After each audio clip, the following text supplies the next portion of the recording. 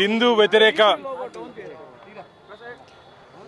వ్యతిరేక విధానాలు అవలంబిస్తూ హిందూ దేవతలపై దేవుళ్ళపై ముఖ్యంగా కోట్లాది మంది హిందువులు ఆరాధించే శ్రీరామచంద్రుడిపై లక్ష్మణ స్వామిపై సీతమ్మపై అనుచిత వ్యాఖ్యలు చేసినటువంటి రాబర్ట్ ప్రకాష్ రాజ్ మీద ఈరోజు మా అడ్వకేట్ అజయ్ కుమార్ ద్వారా ఈరోజు క్రిమినల్ కేసు నమోదు చేయడం జరిగింది. క్రిమినల్ కేసు కోర్టులో ఫిర్యాదు దాఖలు చేయడం జరిగింది. గతంలోనే ప్రకాష్ రాజ్కి నోటీసులు పంపించడం జరిగింది. సరైన స్పందన రాని కారణంగా కోట్లాది మంది హిందువుల మనోభావాలు బాధపడే విధంగా కించపడే విధంగా ప్రకాష్ రాజు మాట్లాడడం జరిగింది. దానికి బహిరంగ క్షమాపణ చెప్పాలని చెప్పారు, డిమాండ్ చేస్తాం. తిరిగి ఒక వీడియో పంపిస్తూ తిరిగి హిందువుల మనోభావాలు దెబ్బతీసే విధంగా ఆయన మాట్లాడాడు. ఇది మంచిది కాదు. ఖచ్చితంగా ప్రకాష్ రాజుని తిరుపతి కోర్టుకి రప్పిస్తాం. ఖచ్చితంగా ఇక్కడ నిలబెట్టి హిందూ ధర్మ వ్యతిరేక విధానాలు అవలంబిస్తుంటే ప్రకాష్ రాజుకి రాబో రోజుల్లో న్యాయపరంగా చట్టపరంగా ఖచ్చితంగా వారిని శిక్షించే దిశగా మేము ముందుకు పోతామని చెప్పి ప్రకాష్ రాజుని తీవ్రంగా హెచ్చరిస్తూ భవిష్యత్తులో ఎవరైనా సరే హిందూ దేవుళ్ళ జోలికి వస్తే ఖబర్దార్, జాగ్రత్త, జరగబో పరిణామాలు చాలా తీవ్రంగా ఉంటాయి, చాలా తీవ్రంగా ఉండబోతాయి. ఎవ్వరు మిమ్మల్ని వదిలే ప్రసక్తే లేదు. నోరుంది కదా అని చెప్పి ఇష్టానుసారంగా ప్రకాష్ రాజు మాట్లాడడం ఇది మంచిది కాదు. వెంటనే బహిరంగ క్షమాపణ చెప్పాలని చెప్పి మేము డిమాండ్ చేస్తున్నాం. కానీ క్షమాపణ కూడా సరిపోదు. వచ్చి ఈరోజు తిరుపతి కోర్టులో తను చేసిన తప్పుని ఒప్పుకునేంత వరకు న్యాయపరంగా మేము గట్టిగా పోరాటం చేస్తాం. దాని ఫలితం కూడా చాలా సీరియస్గా ఉంటుందని చెప్పి ప్రకాష్ రాజుని హెచ్చరిస్తున్నాం.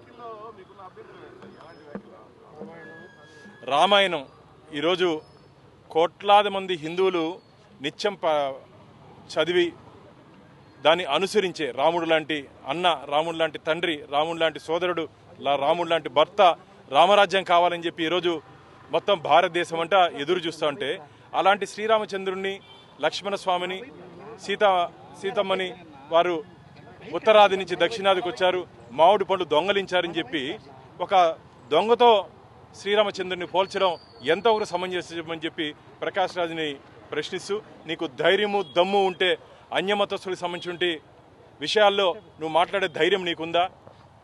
అన్యమతస్తులకు జరుగుతున్నటువంటి అన్యాయాలు, అకృత్యాల మీద మాట్లాడే దమ్ము ధైర్యం నీకుందా? కేవలం హిందూ దేవుల్ని మాత్రం విమర్శించేదే పనిగా పెట్టుకున్నావు.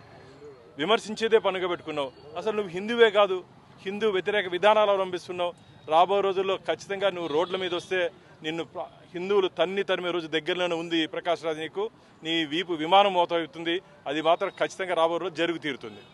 హిందూ అంటే అన్ని మతాలు నాకు గౌరవం ఉంది, అయితే కేవలం నన్ను హిందూ వ్యతిరేకంగానే చిత్రీకరిస్తారని చెప్పి ఆయన ఆరోపిస్తారు. కడుపుకి అన్నం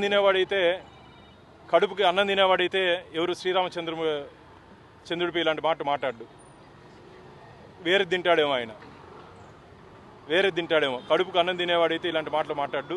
ఇది కోట్లాది మంది హిందువులు ఆ రోజు నాతో పాటు మా పొరంగంటి భాస్కర్ కానీ, వరప్రసాద్ కానీ, అశోక్ కానీ, కిరణ్ కానీ మేమందరూ కలిసి వాళ్ళందరూ ఈ కంప్లైంట్లు అందరూ ఇచ్చారు. వాళ్ళందరూ మా మనోభావాలు బాధపడ్డాయి.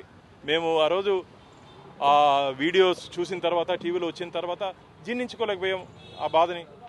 అంటే నోరుంది కదా అని చెప్పి మాట్లాడితే ఇది మంచిది కాదు. ప్రకాష్ రాజ్, నీకు రాబో రోజుల్లో ఏ విధంగా, ఇది కోర్టు ప్రాంగణం కాబట్టి మేము చాలా శాంతియుతంగా ఉన్నాం.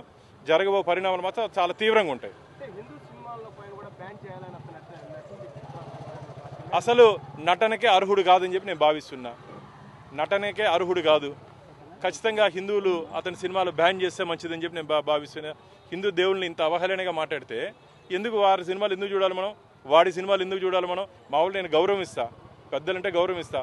కానీ ఆ అర్హత కోల్పోయాడు. మా శ్రీరామచంద్రమూర్తిని మాట్లాడిన తర్వాత ఏ వ్యక్తి అయినా సరే, ఏ హోదాలో ఉన్నట్టు వ్యక్తి అయినా సరే ఆ గౌరవం పోగొట్టుకున్నాడు.